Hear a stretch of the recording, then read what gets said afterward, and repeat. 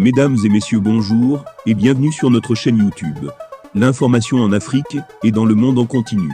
Ici, nous n'avons qu'un seul objectif, c'est de vous informer autant que possible sur l'actualité, la politique, l'économie et bien d'autres. Alors si vous êtes nouveau, abonnez-vous et activez aussi la cloche de notification pour ne rien manquer des informations à venir. Cela étant fait, on commence. Surprenante nouvelle, mais vraie, une possible réunification entre le Burkina Faso et le Mali dans le cadre de la lutte antiterroriste.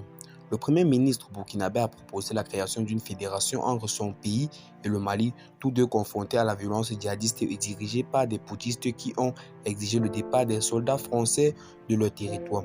Nous pouvons constituer une fédération souple qui peut aller en se renforçant et en respectant les aspirations des uns et des autres chez eux, a déclaré Apollinaire Kelem de la Tambela, cité dans le compte rendu d'une visite qu'il a effectuée au Mali mardi et mercredi publié par ses services.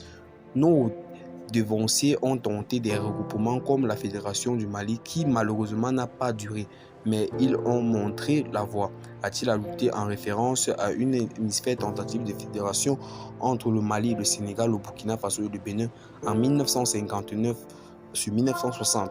Au moment des indépendances de ces ex-colonies françaises, il estime que c'est un chantier que nous devons essayer de tracer pendant la période de transition parce que si les politiciens reviennent au pouvoir, ce sera difficile. Le Mali est un grand producteur de coton, de bétail et d'or. Le Burkina Faso aussi produit du coton, du bétail et de l'or. Tant que chacun va regarder ailleurs, nous ne perçons pas tellement, mais si vous mettez l'ensemble de la production de coton, d'or et de bétail du Mali et du Burkina Faso, ça devient une puissance, a-t-il souligné. L'une des raisons pour laquelle il explique sa visite au Mali, c'est que nous avons constaté que pendant longtemps, nous avons passé le temps à regarder ailleurs, alors que souvent, les solutions sont juste à côté de nous, a-t-il soutenu, affirmant que la vraie révolution menée par le Mali depuis la prise du pouvoir par le colonel Assimi Goïta en 2020 avait inspiré les nouveaux dirigeants du Burkina Faso.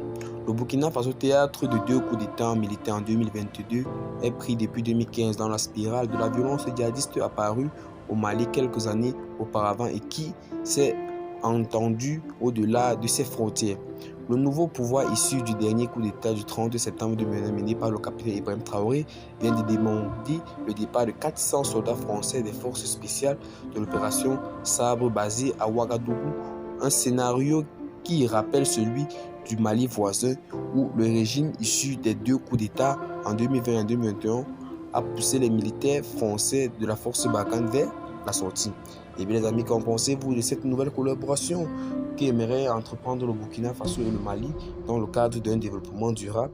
Semble-t-il que cette nouvelle soit plus ou moins avantageuse pour ces deux pays très forts en matière première? Et bien les amis, qu'en pensez-vous de ces informations?